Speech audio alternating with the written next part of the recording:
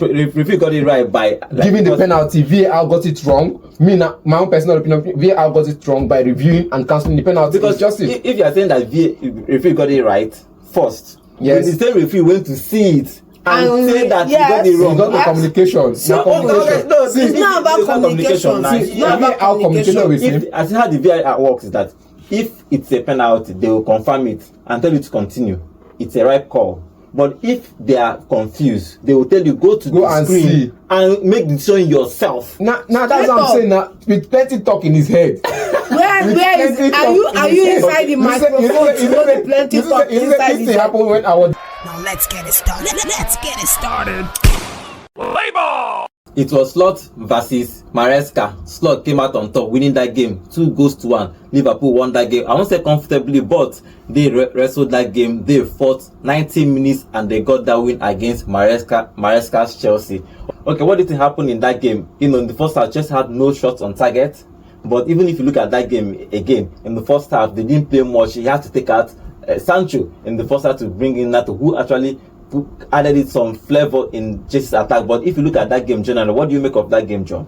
Okay, I think Chelsea started the way they intended to start, because you are coming to Anfield, you are coming to the La Bombonera of the Premier League, which is, you are coming to, if you follow it, Argentine football, you know that La Bombonera is the stadium of Boca Juniors, and they have this rivalry with River Plate. So whenever they are playing home, the atmosphere is crazy. So you are coming to the La Bombonera of the Premier League, you are playing at Anfield, you cannot come out and in the first half and attack Liverpool. You have to be conservative, you have to play a little bit defensive and look to hit them on the break. I expected that. Where I didn't expect Chelsea, falling off in the game was showing Liverpool too much respect. I feel that you conserved in the first half, absorb pressure and all that, but at a certain point in time, you need to make the switch mentally to, okay, let's go after it. Because if you do that too much, if you sit back, soak up pressure, remember that this Chelsea defense is not impregnable. You have been complaining about it. Yes, I've been complaining about it, and rightly so. The defense is not impregnable. So you have to, after a certain time, go out and make something for yourselves. I didn't see that happen today, and I wish they would have done that earlier. They showed Liverpool too much respect. Now, so if you look at that game, what do you think? There was no too much respect. It was just the way it is. I said this before. When John was talking about the Chelsea defense, I said fine, they would have to conserve to cover the defense. And look at the thing where Chelsea is starting a game and you're playing two defensive midfielder. They always play like that. No, you play one CM in person of what's it called? It drops deep to build from the back. That's Enzo Fernandez and Caicedo. But you're playing a Lavia and Caicedo in defensive midfield, and you have your. I give respect, but at some point I think the other what's it called? Bowie was always complaining on the live show that you can't keep playing Cowell as a centre half when you can play him as a left back. And in this game, he had to introduce Idris James, who just came back from injury, and play Gusto on the right left back. So you see that he's trying to manage the players who just came back from injury, giving them starting kit, and also trying to manage the midfield so they don't concede much of the ball to Liverpool's midfield. And yet, all of those things we're trying to avoid still continue to happen. Why not just close the room? Since now you're looking at your textbook to write the exam, and you're seeing that everything you're looking at your textbook is not working in the exam, why don't you just close the textbook and throw it inside the trash and look for something else to work with? You saw in the second half, immediately the second half started, because now I'm going to take a dive on Chelsea fans. Sancho is the key, Sancho is Messiah. He's the DJ, we know him for DJ. Whenever he dribbles, he's the dribble in the Premier League. You can't compare the Premier League dribble style to the Bundesliga. He will go to Bundesliga and get 17 chances. He came to Chelsea, first match, everybody singing in praises. Against Liverpool, what happened? We saw that with him before. These are players, I'll go one by one, player one by one. This is not somebody that's you want to hit on the break. I said this before the show. I said, this is the type of game you start, since you're going to play defensively, you start a Modric. You start a Pedro. You cannot start a Modric when you have that is I would have started Modric today. That is the mentality everybody will expect. Start a Sancho so you can hold on to the ball more often. But you're forgetting the fact that Liverpool always want to move forward. Now remember, he's playing alongside Trent, and in the first half, Sancho didn't have a successful dribble against Trent. Even everybody they dribble. Even me, if I play Premier League, they dribble Trent. Now, if Sancho not get one successful dribble against Trent, that's one. Now we talk about this is somebody you should have started, maybe a Pedro, bench him, bring him in the second half, maybe, or start him and play Pedro or Modric, and you hit on the break. Since you're playing defensive, conscious football, you're playing conservative football, you hit on the break. Well, but they had more positions in the first half, so I don't even think that it's not about possession. It's not about possession. For me, the possession thing, yes, because they held on to the ball, they were playing more conserved. So you can have more possession in that sense. You're holding on to the ball, you're controlling possession, but you're not making it count. That's 1. 2, I support the decision to play Lavia and Caicedo. Remember that a couple of South American guys didn't even start across the two teams because of their involvement. Well, Caicedo started. So, Caicedo started, however, though. But I support that movement. Lavia and Caicedo, perfect combination. Where I would have done things differently is play Modric on that match. Start Modric. Why are people campaigning for Modric? Modric has not because done anything this he's not done anything this season. God, simple. It shocked me. Say me and John agree for one thing. It shocked me. But look at it now. No-brainer. But look at it now. Before this show, the last 4 or 5 episodes back, when we were talking about Chelsea's attack, and we talked about Modric and Chelsea when they went on to score goals, and he said, "Are you going to wait on him to play 6-7 matches a season?" These are the 6-7 matches a season he needs to be starting. Yes. The Liverpool against match. Liverpool. Yes, against Liverpool, because you need Modric. to wait. Yes. Look at it now, because you see when he makes it. Look at Nicholas Jackson lacked service. Yes. He lacked service from both Pedro. Yes. When Pedro came in, he lacked service from Noni Madueke. He lacked service from Sancho. Modric would have given him service because Modric would be fast, and Nicholas was up front all through the match. He like John will say it. How you take back the boss there. No, let's say camp. John will say make it camp. Nicholas camp. The first time I see and say even play where he camp, he score goal, good one. But I don't like the guy, so I will just sing in praise for this one. Say in try for this one. He camp, but yet he still lacks service. It's to say Modric day. Those runs say Modric they make go allow defenders fear. I can't believe that people are campaigning for Modric. I'm not campaigning for Modric to come and be starting every match. You are playing against but the team that plays. You know the team you are playing. You know the tool you have in your box. Okay, for example, let me ask you a very quick question now. Which player in that Chelsea side now can do to Liverpool what Mo Salah was doing to Chelsea? Pedro did it actually in the second half. He didn't start the match and he didn't do it. No, it's one thing creating chances, it's another thing burying those chances. That's what Modric would have done with his pace. When he's bearing down on you on that situation, that's what he would have done with you. Even when we're talking about Chelsea having possession on the ball, you'll see that it was between Caicedo, Lavia, what's his name, and the defender. The two defenders, I said, Cowell and the rest of them. And they're coming forward, they didn't really. Because Liverpool, like I said, the ball keeps moving to Sancho and they kept losing the ball. When I thought, there was a time when we were seeing the game and I told you they are gradually walking them into the trap. Now, the trap Liverpool set, if you notice, everybody was high and they were trying to conserve. Now, that trap didn't work at some point when they considered that go to, the offside trap, and gradually, because that trap was, if you pass this ball this way, we are going to intercept and hit you on the break, which means we have Jota, Salah and what's it called again that started the game, Gakpo to hit you on the break. We have those players to hit you on the break. But look at it, when the trap fails to catch these players or fails to catch the ball from Chelsea, then you have a problem. Now Van Dijk was always there to fix that problem, he and Konate, which was okay until Konate kind of left foot or perhaps one of his foot was stretched out and kept and Jackson onside, and he got that goal. But if you go forward a bit into the game, you see that whenever they make that move, there's always a Liverpool player trying to intercept it. Either a Ryan Gravenberch or a Dominic Szoboszlai or maybe a Konate, and he's moving forward with it. You see when Liverpool go on attack, everybody is joining in the attack. You see Konate going halfway above the line. Okay, let's talk about the first goal for Liverpool. Curtis Jones scored a penalty and Salah scored that goal. Curtis Jones, for me, was the man of the match, or is the man of that game, because definitely not. He played very well. Definitely, yes. I think so, but probably we'll have to tie that before the end of the show. But he got that penalty and Salah scoring that goal. What do you make of Salah? Salah has been in the Premier League for a while now, and he has been, for me, he is a Premier League He's legend. a club legend. Nothing you won't tell me. Club legend, Liverpool legend. That's what he should be. Highest goal scorer for Liverpool right now. Best player all around. You look at games where he's not starting and the club I like the way he was giving that passes with his simple passes. You see the football, you see the pressure, you see everything he does, and you can't just. When you grow, you evolve. Now I agree with you people calling him the Liverpool legend. Me, he's not a Liverpool legend though. Maybe he's an icon. You get, I can give him an icon shirt, but not a legend shirt, you know. But with the chances he scored, the chances he's buried. You remember during the time where he and what's it called, Firmino and Mane, SFS. I think that was Sadio Mane, Sadio Mane, Firmino and Salah. That combination was the top combination in the Premier League, and he got him many goals. Got him either the Golden Boot or so. And you go forward, he got him the assist as well, top assist. He got him Player of the Year also. Now you go forward now this period, he always creates the chance for Diaz.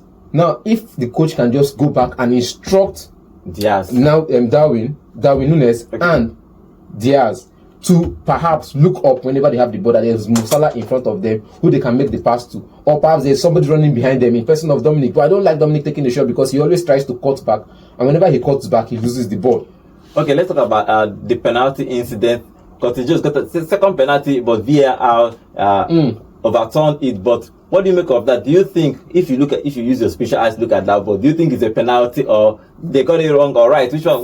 For me, it's not a penalty. If you see the way, because let's look at the premise of the football in the way it was played. You have a striker behind that on goal. What is the goalkeeper's job? The goalkeeper's job is to make contact with the ball and get it away. Now, in that situation, he's guarding against being put in, you know, what do they call it, a nutmeg, and he's also guarding against the ball going over him. Maybe a chip. He's guarding against a chip. He's guarding against a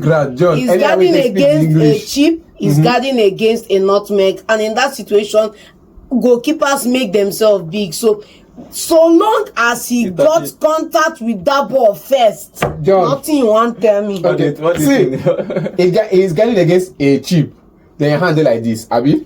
Now that's how you should normally, be. as your hand like this, the ball can follow under pass. Why you can't raise your hand to give the guy a smack down? People no follow under now. He follow under. Now under, he nutmeg because now He didn't make contact with the ball first. See, normally if they want nutmeg you go guys make contact, because either ways. Then I never say they make. They didn't. You see. See, I don't see nutmeg.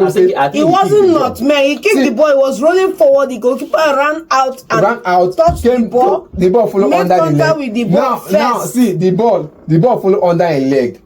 Normally he's already down, so it will touch him. Definitely it will touch him. But him raising his hand when he knows the player was trying to jump over, not to make contact, because if the player jumps over and kicks him in the face, it will be a foul for the player. Now he's trying to avoid the goalkeeper, jump separately so he doesn't make contact with the goalkeeper, and he raises his hand up to destabilize his landing. He's raising the hand up to block against the boot, for crying out loud. Not the boot. See, you want to block against the boot. Now you go block against the boot like this. Well, keepers make elbow length. This was a full stretch. He made himself big. I think he made himself big. It's not about making himself big. Why was the hand? The point of contact is that he made the touch to the ball first. Everybody will talk about touching the ball first, but his hand, because now him not, if this guy had landed, if this guy had not stopped the landing, because he had to go with his head now, if he had not stopped the landing, maybe he perhaps wanted to stick the landing with his feet, he might have lost his foot. Accident happen in football, even if that is the case. So you're trying to prevent the accident for both parties. For both parties now, your hand shouldn't go that way because you already lost the ball. He already lost the ball. You get, now he would not stick the landing. So, but the referee got it right by giving the penalty. VAR got it wrong. Me now, my own personal opinion, VAR got it wrong by reviewing and cancelling the penalty. Because if you are saying that referee got it right first, yes, the same referee went to see it and say that he got it wrong. He got the communication. It's not about communication. It's not about how communication with him. As how the VAR works is that if it's a penalty, they will confirm it and tell you to continue. It's a right call. But if they are confused, they will tell you go the screen and make the decision yourself. Now that's what I'm saying. Now with plenty talk in his head. Are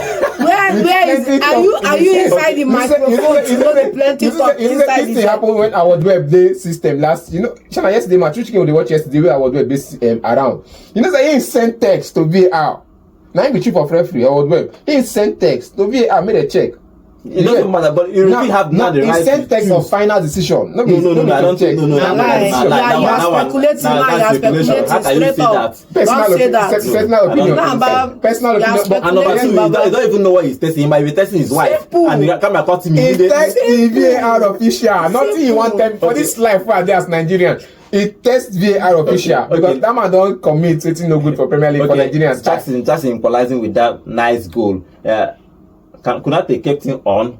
I think Kunate made a mistake. He didn't go out but Jackson has been scoring back-to-back goals, and he scored against Liverpool. Liverpool is a big team, so nobody can discredit him that is not the top striker. He will still continue to discredit him. Mikel Obi has created. I won't give credit to the coach, because the coach knows what he goes and do. I won't give credit to any of the coaching staff. Mikel Obi Mikel, you don't try. Now you do this one. Individually, with cussing and everything, you don't create a monster. So Mikel I get credit for creating Jackson the way he is right now. So I'll give Mikel Obi, the club legend, the credit for creating a Jackson that scores goals. Because right now he has competition, and you saw that when Nkunku came in, though Nkunku came in and didn't really play as a striker, played up from the flanks. Yes. But you notice that Nkunku also bears down on goal. Yes. He had one chance created, he had one chance missed in the final that perhaps he didn't stick the landing and perhaps played off target. So Nkunku now he knows that he has competition, and you notice that in this game there was no. I think the coach said it before now that he's not under any pressure to make this person the only person creating chances.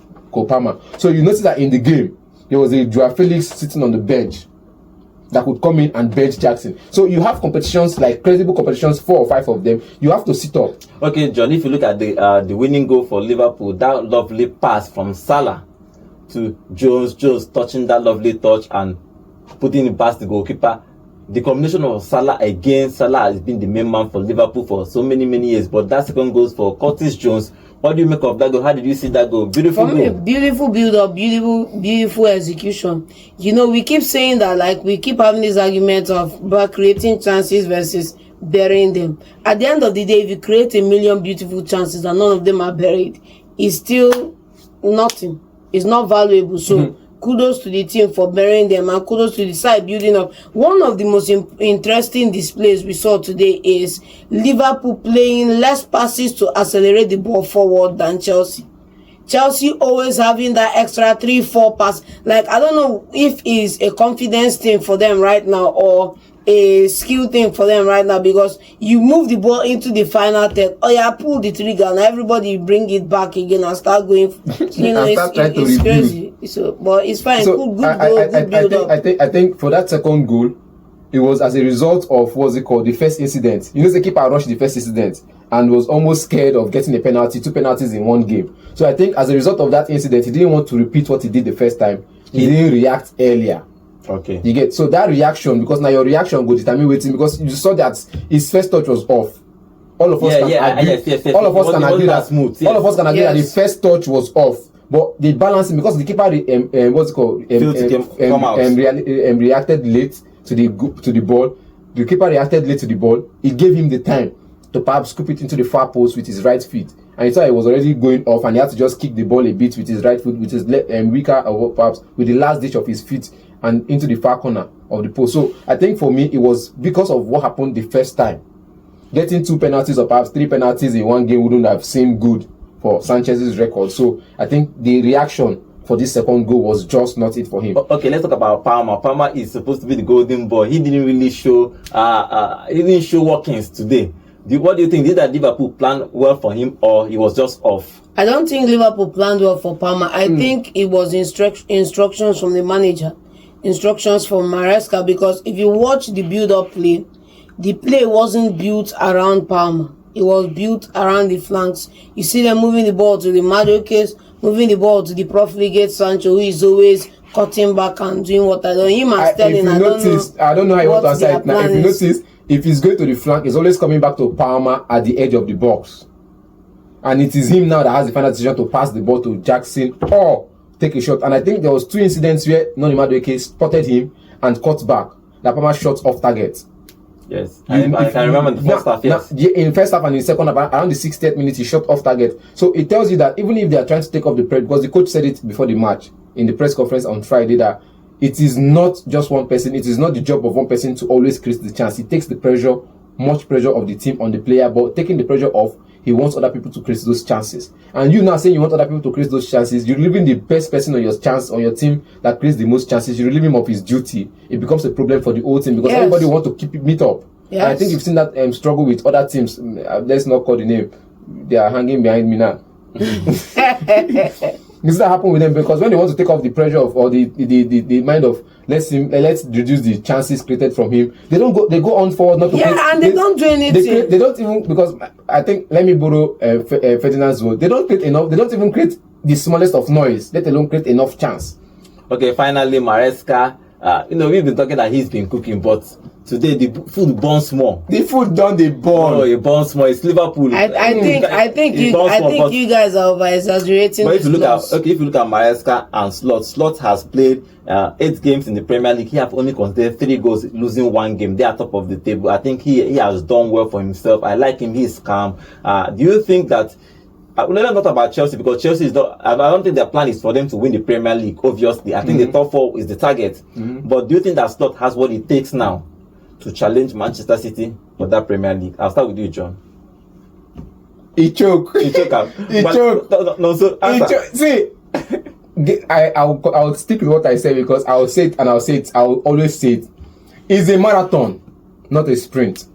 Now he's 1 point ahead of Man City, and the gap between him and third place has increased. I think he's 4 points ahead of what's it called? Arsenal, and perhaps 6 points ahead of Chelsea, and the rest of that, and Aston Villa. So you see that he's managing his pace.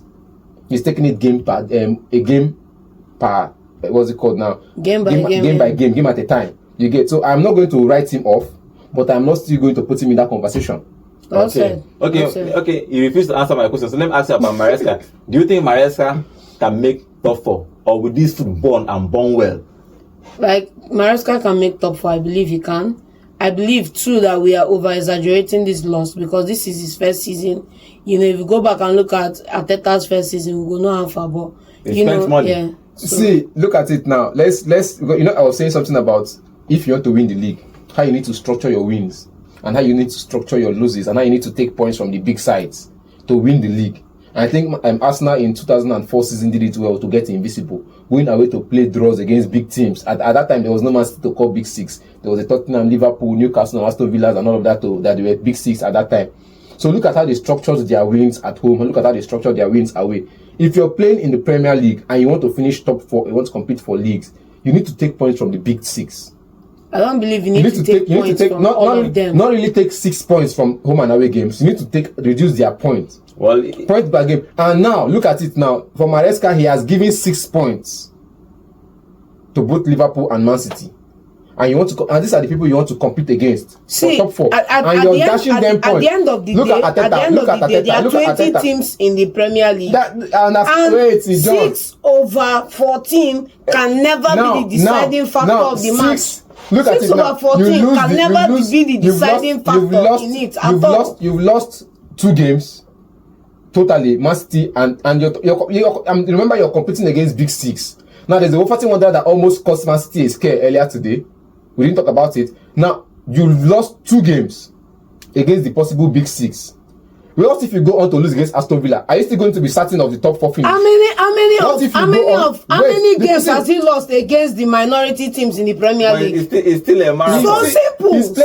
Let's not go there. Like I said, it's a marathon, it's a marathon, not a sprint. Because everybody want to side him. It's a marathon, not a sprint. Because that's what everybody want to use to catch me now. You want to catch me off guard? You want to catch me off guard? Wait, I'll explain that for you. You are taken by your own words. I'll explain that for you. Against Crystal Palace, what happened? He played a draw. In the Premier League, he has 2 draws also. He has one draw, I'm certain of. Against Crystal Palace, he played a draw. He lost against Man City. And remember, Crystal Palace, according to one of their managers, they said our target is to compete in Europe. Now, Crystal Palace wants to finish in top 7. Whether Conference League or anything, they want to go.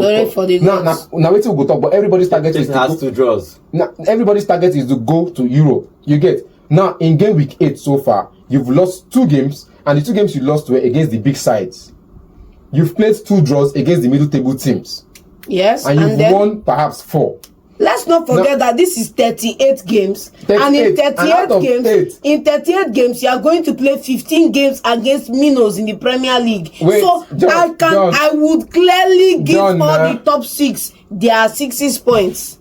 And go and collect all my home games. Collect all my away games. Look at it. And I'm happy. Look at it now. What did John say now? Let's say now you gladly give what's it called? Give them their 30 points straight up. You get now, because if you're counting big six now, you follow for Chelsea. Big five now. These guys know you can't count yourself. No, like if you're counting big six now, you go count Chelsea. So Chelsea now 5 teams remain. So you dash them 30 points. You get no now 30 points. That's home and away. Now if you're giving everybody 6 points, you give Liverpool 6 points, give Arsenal 6 points, give Man City, that's 30 points. Now the remaining, what's it called now, out of 6, now it's remaining 14 teams. Abi, the remaining 14 teams. You get, you're looking for a possible 42 points. How are you sure? Because now, let's say Crystal Palace is inside that 14 team that is remaining. They've taken 1 point from the possible 6 you're supposed to take up from them. Bournemouth is there. You're possibly going to lose points to Bournemouth because they know how to catch you. How?